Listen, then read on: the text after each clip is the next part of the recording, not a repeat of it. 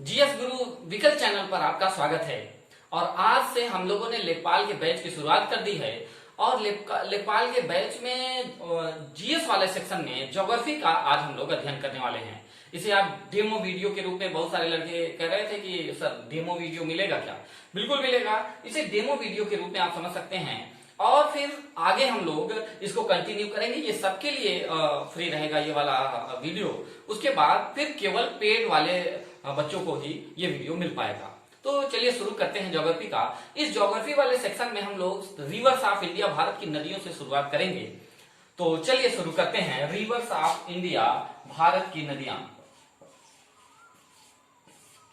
देखिए, रिवर्स को पढ़ने से पहले हम लोग देख लेंगे कि उसकी संरचना के आधार पर कितने प्रकार की होती है। कारण यह है कि कभी कभी क्वेश्चन पूछ लेता है कि निम्न में से अनुवर्ती नदी कौन सी है, कौन सी पूर्ववर्ती नदी है, कौन सी परवर्ती नदी है, ऐसा भी पूछ लेता है। या पूछ ले कि निम्न में से कौन सी जो है गंगा नदी कौन सी नदी है, या ब्रह्मपुत्र नदी निम्न में से कौन से नदी का प्रकार है। तो इसको हम लोग बेसिक सी बात समझ लेंगे, फिर नदियों को पढ़ना शुरू करेंगे। तो उसके आधार पर चार भागों में हम नदियों को डिवाइड कर सकते हैं। पहली नदी है, पहला प्रकार है अनुवर्ती, अनुवर्ती नदी। दूसरा प्रकार अगर हम इसको डिवाइड करें तो यह है परवर्ती नदी। तीसरा अक्रमवर्ती नदी, जो क्रम में ना हो, अपने क्रम में ना बहती हो, अक्रमवर्ती नदी। और चौथा है, चौथे को हम कह सकते हैं अनुवर्ती नदी। अनुवर्ती नहीं, पूर्ववर्ती। हाँ, अनुवर्ती, परवर्ती और पूर्ववर्ती नदी, पूर्ववर्ती नदी के रूप में डिवाइड कर सकते हैं। अनुवर्ती नदी को इंग्लिश में बोलते हैं कॉन्सिक्वेंट रिवर, कॉन्सिक्वेंट रिवर। परवर्ती नदी को बोलते हैं सबसिक्वेंट रिवर, सबसिक्वेंट रिवर। ठीक है। अक्रमवर्ती को बोलते हैं इनसिक्वेंट river, इनसिक्वेंट river.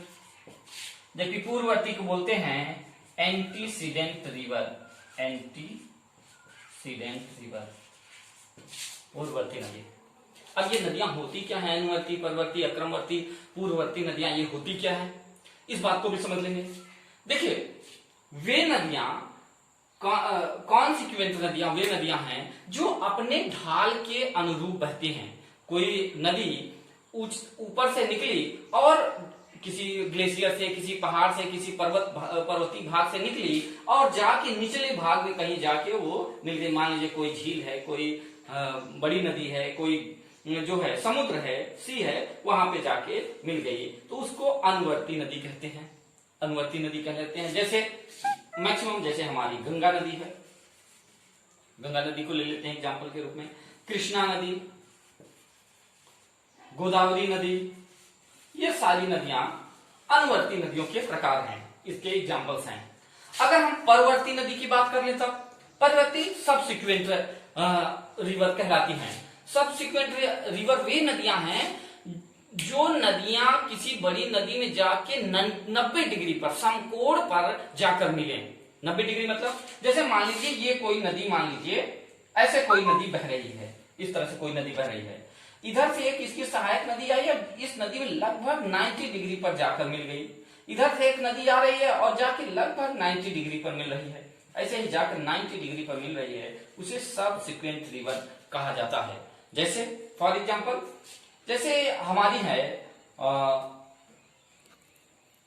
Chambal river, Chambal, Betwa river, एक नदी है केन रिवर। आगे हम लोग पढ़ेंगे यमुना की ये सहायक नदियां हैं।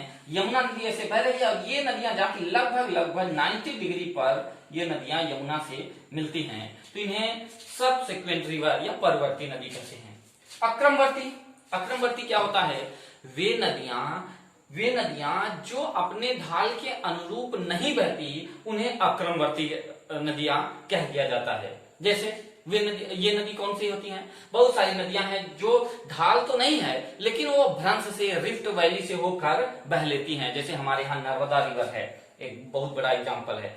क्योंकि इंडिया का ढाल पूरब की ओर है, लेकिन वो नदियां भ्रंश से होते हुए नर्मदा और ताप्ती रिवर, ये नदियां आकर पश्चिमी ढाल की ओर गिर जाती हैं, क्योंकि वहां पर बहुत बड़ा रिफ्ट है, बहुत बड़ी दरार है, उसी से बहती हैं, तो इन्हें अक्रमवर्ती नदियां कहते हैं।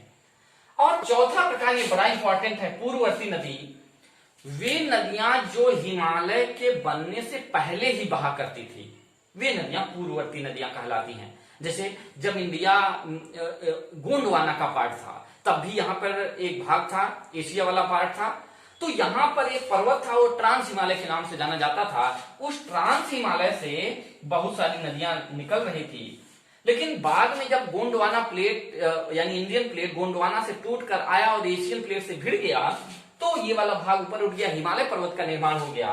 तो ये जो नदियां थी, ये नदियां कौन कौन थी आप जानेंगे। इंडस रिवर, सिंधु नदी के नाम से जाना जाता है Indus river. Brahmaputra river, Tsangpo river के नाम से भी जानते हैं, ब्रह्मपुत्रा रिवर।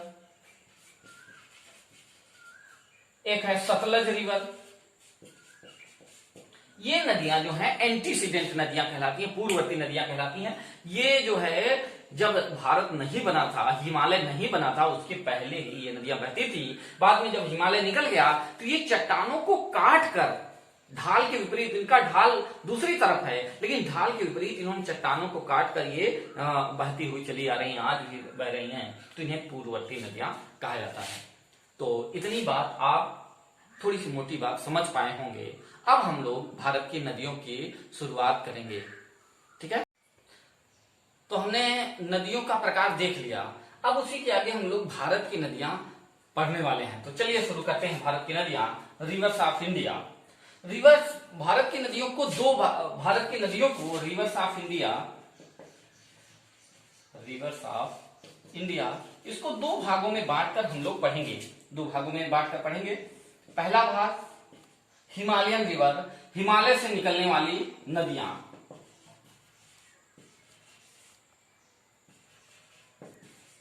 और दूसरा प्रायद्वीपीय नदियां, जो दक्षिण भारत की नदियां हैं, उन्हें पेनिनसुलर रिवर कहा जाता है, पेनिनसुलर रिवर के नाम से जाना जाता है, प्रायद्वीपीय नदियों के नाम से जानते हैं। तो सबसे पहले हम लोग हिमालयन रिवर्स को पढ़ेंगे।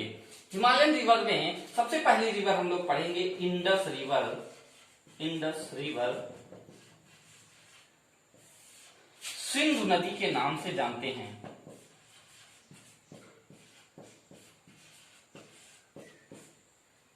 सिंधु नदी के नाम से जाना जाता है। तो चलिए देखते हैं इस भाग को। देखिए, हम अगर ऊपर इंडिया वाला पार्ट बनाएं,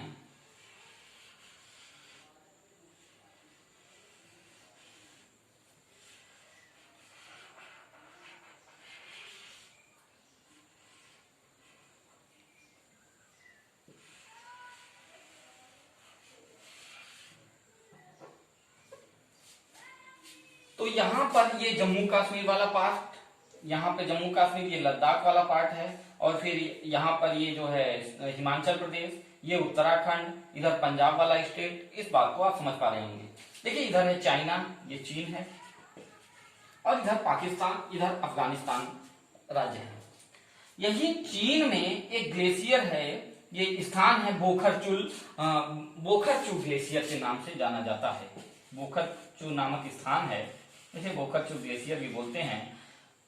और यहीं से, इसी स्थान से एक नदी निकलती है, सिंधु नदी, इंडस रिवर के नाम से जानते हैं। और यह निकलते हुए फिर इंडिया में प्रवेश करती है। पर्वतों के, जब माउंटेन्स ऑफ इंडिया हम लोग पढ़ेंगे तो यहीं पर देखेंगे ट्रांस हिमालय है। ट्रांस हिमालय के 3 रेंजेज है, 3 पर्वत श्रृंखलाएं हैं, ठीक है। काराकोरम, लद्दाख और जास्कर। इधर है काराकोरम, ये पर्वत, इधर है लद्दाख, और इधर है जास्कर पर्वत।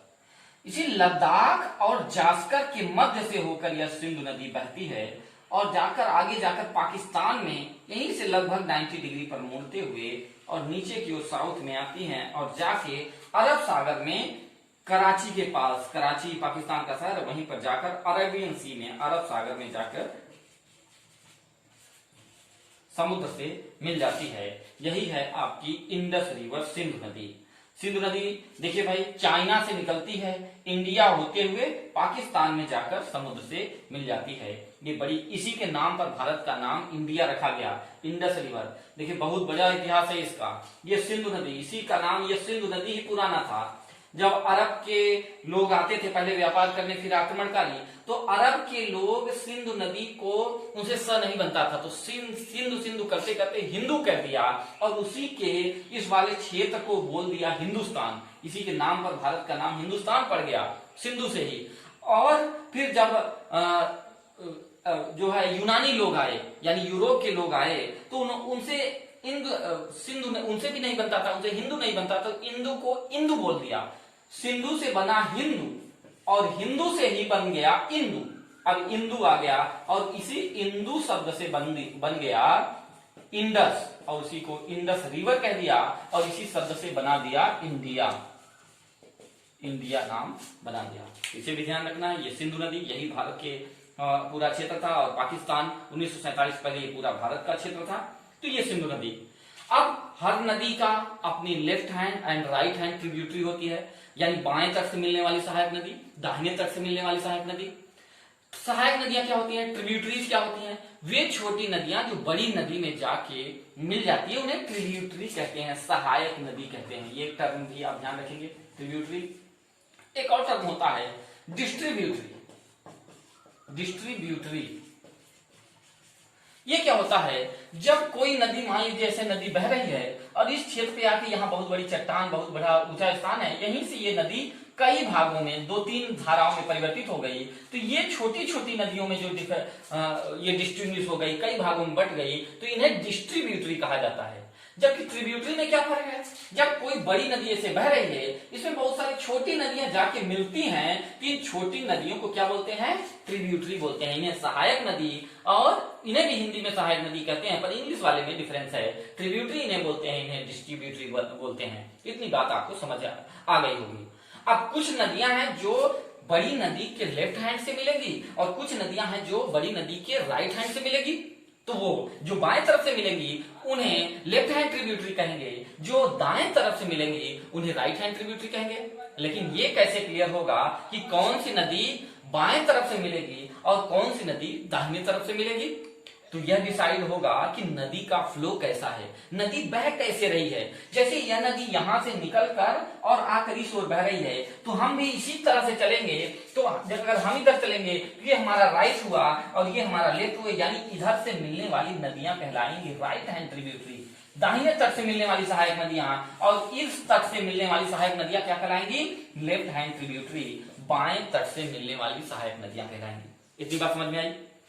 अगर हम राइट हैंड ट्रिब्यूटरी की बात करें, सबसे पहले हम लेफ्ट हैंड ट्रिब्यूटरी की बात कर लेते हैं, क्योंकि लेफ्ट हैंड ट्रिब्यूटरी को ही हम लोग पढ़ते हैं, क्योंकि ये इंडिया में बहती हैं, तो यहीं से ज्यादा क्वेश्चन आता है। राइट हैंड ट्रिब्यूटरीज को भी देखेंगे, ठीक है? तो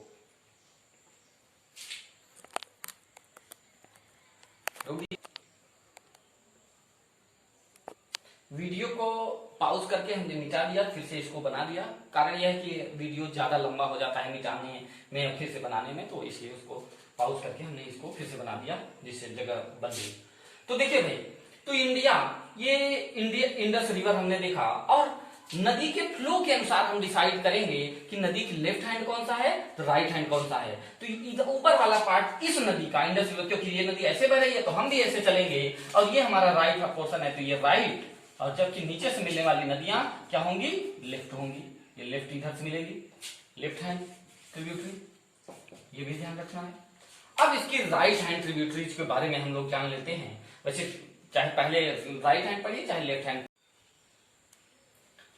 हमने इसको मिटाकर और फिर से आगे से बना दिया, कारण ये है, और वीडियो को पॉज कर दिया था। कारण ये है कि इस वरना मिटाने में और फिर से इसको बनाने में टाइम वेस्ट होता है, तो वीडियो लंबा हो जाता है। तो फिर हमने लेफ्ट हैंड राइट हैंड, तो सबसे पहले हम लोग लेफ्ट हैंड ट्रिब्यूटरीज को पढ़ेंगे, और लेफ्ट हैंड ट्रिब्यूटरी में सबसे पहले हम लोग सतलज नदी को पढ़ेंगे। देखिए, उत्तराखंड और चाइना की सीमा के पास में यहाँ पर एक झील है, नाम है राक्षस ताल। इसे राक्षस ताल के नाम से भी जानते हैं। यहीं से एक नदी निकलती है, नाम है सतलज रिवर। इसे सतलज रिवर के नाम से जानते हैं, सतलज रिवर, सतलज नदी। आगे हिमाचल प्रदेश में आगे हम लोग दर्रा पढ़ेंगे, पास पढ़ेंगे। एक दर्रा पड़ता है, नाम है सिक किला दर्रा। इसी सिक किला पास से होकर इस दर्रे का नाम है सिक किला, सिक किला दर्रा। इस सिक किले दर्रे से होकर यह इंडस रिवर बहती है और बहते हुए पाकिस्तान में चली जाती है और जाके चिनाब नदी में मिलती है, सतलज रिवर। तो सतलज रिवर, एक बार क्वेश्चन आया था, सतलज नदी भारत में किस दर्रे से प्रवेश करती है? तो किस दर्रे से प्रवेश करती है भाई? सिक किला दर्रे से। कहां से निकलती है? तो राकसताल से, जो तिब्बत में स्थित है, उत्तराखंड तिब्बत की सीमा पर तिब्बत में स्थित है राकसताल, सतलज नदी। फिर यही हिमाचल प्रदेश में एक दर्रा है, एक पास है, नाम है रोहतांग पास। रोहतांग नाम का जिला भी है, उसी के नाम पर ये जिला है, डिस्ट्रिक्ट है। रोहतांग पास से, रोहतांग के ऊपर से, ऊपर वाले स्थान से एक नदी निकलती है, इसे रावी नदी के नाम से जाना जाता है। कौन सी नदी भाई? रावी नदी। ये भी इंडस की सहायक नदी है, रावी नदी। और इधर से एक नदी निकलती है, नाम है नीचे वाले स्थान से, यहीं पर एक स्थान है, नाम है ब्यास कुंड। रोहतांग नहीं लगता है, ब्यास कुंड नामक स्थान है। ब्यास कुंड नामक स्थान से एक नदी निकलती है, नाम है ब्यास नदी। और जाके यह ब्यास नदी, BEAS, ब्यास नदी, ब्यास नदी जाके, यहां मैं बड़ा सा लिख देता हूं, ब्यास नदी। ये ब्यास नदी जाके और पंजाब में सतलज नदी से मिल जाती है, उसकी सहायक नदी बन जाती है। पर कही जाती है डायरेक्टली इंडस रिवर की ही सहायक नदी, ये ट्रिब्यूटरीज कही जाती है। यहां से नीचे से रोहतांग दर्रे का निचला वाला स्थान है ब्यास कुंड, वहां से निकलती है ब्यास नदी, जबकि रोहतांग दर्रे के ऊपरी हिस्से से निकलती है रावी नदी। और यही हिमाचल प्रदेश में ही ऊपर वाले क्षेत्र में एक दर्रा है, नाम है बारालाचा ला। बारालाचा ला नाम का दर्रा है, बारालाचा ला पास है।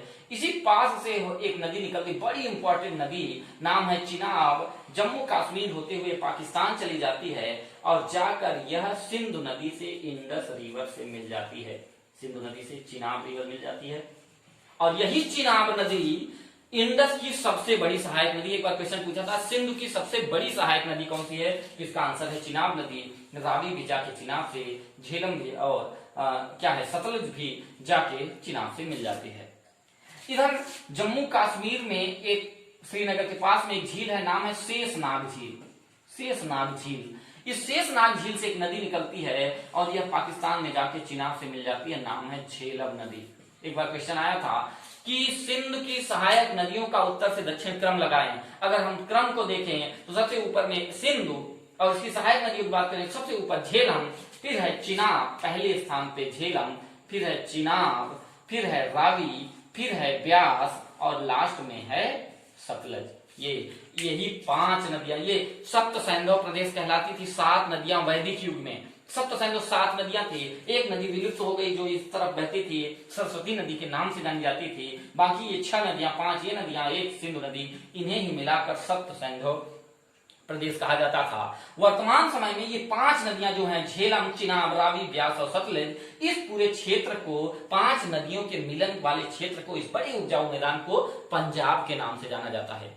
ये आज वाला पंजाब नहीं, बल्कि अविभाजित पंजाब। ये बड़ा उपजाऊ क्षेत्र है, आधा भाग, आधे से ज्यादा भाग पाकिस्तान में चला गया पंजाब का। अभी भी हमारा क्षेत्र, ये वाला क्षेत्र जो है वो पंजाब क्षेत्र है, जो भारत के साथ है, और वही एक आधा भाग पंजाब वाला क्षेत्र पाकिस्तान के साथ है। इस पूरे क्षेत्र को पंजाब बोला जाता है, इन्हीं 5 नदियों के कारण। आशा है आप समझ चुके होंगे। अब देख लेते हैं इसकी राइट हैंड ट्रिब्यूटरी, दाहिने तट से मिलने वाली नदियां। अगर दाहिने तट से बात करें तो एक नदी मिलती है सियाचिन ग्लेशियर के पास से निकलकर, एक नदी है, नाम है श्योक नदी। एक बार क्वेश्चन आया था कि श्योक किसकी सहायक नदी है? तो श्योक किसी इंडस की, सिंधु की सहायक नदी है, श्योक नदी। फिर यहां पर बात करें तो एक नदी बहती है, गिलगित नदी, और इसी गिलगित नदी के नाम पर इस वाले क्षेत्र को गिलगित बाल्टिस्तान का नाम दिया जाता है। यही अभी जब सर्जिकल स्ट्राइक हुई थी इसी वाले क्षेत्र में हुई थी, तो इस कारण ये चर्चा में था, गिलगित बाल्टिस्तान। गिलगित नाम की नदी बहती है और सिंधु की सहायक नदी है गिलगित नदी। इधर एक नदी बहती है, आके पाकिस्तान में एक नदी मिलती है, अफगानिस्तान से निकलती है, नाम है काबुल, काबुल नाम की नदी है। इसी नदी के तट पर काबुल शहर स्थित है, जो अफगानिस्तान की राजधानी है। तो काबुल भी सिंधु की सहायक नदी है। इधर एक नदी है, पाकिस्तान में बहती है, नाम है कुर्रम नदी, कुर्रम नाम की नदी है। और इधर एक नदी मिलती है, नाम है गोमल नदी। तो गोमल, तो श्योक, गिलगित, काबुल, कुर्रम और गोमल सिंधु की ही सहायक नदियां हैं। लेकिन यह राइट हैंड ट्रिब्यूटरी है, दाहिने तट से मिलने वाली सहायक नदियां हैं। तो इसको एक बार ध्यान से फिर से रिवाइज कर लेंगे। Right hand tributary Shyok, Gilgit, Kabul, Kurram, Gomal. Left hand tributary की बात करें तो झेलम, चिनाब, रावी, ब्यास और सतलज। ठीक है, इसको माइंड मैप करेंगे। जब भी क्लास आप लेक्चर लेना शुरू करेंगे तब कॉपी पेन लेके बैठेंगे और इंपॉर्टेंट बातों को लिखते जाएंगे। आपको पीडीएफ भी प्रोवाइड कराया जाएगा पर पेड क्लास में, पेड ग्रुप में। फिलहाल आप यहीं से इस क्लास को रुकेंगे, आगे फिर कंटिन्यू इसके सेकेंड पार्ट ब्रह्मपुत्र नदी और नीचे की नदियों को के बारे में डिटेल में हम लोग चर्चा करने वाले हैं। Okay, thank you.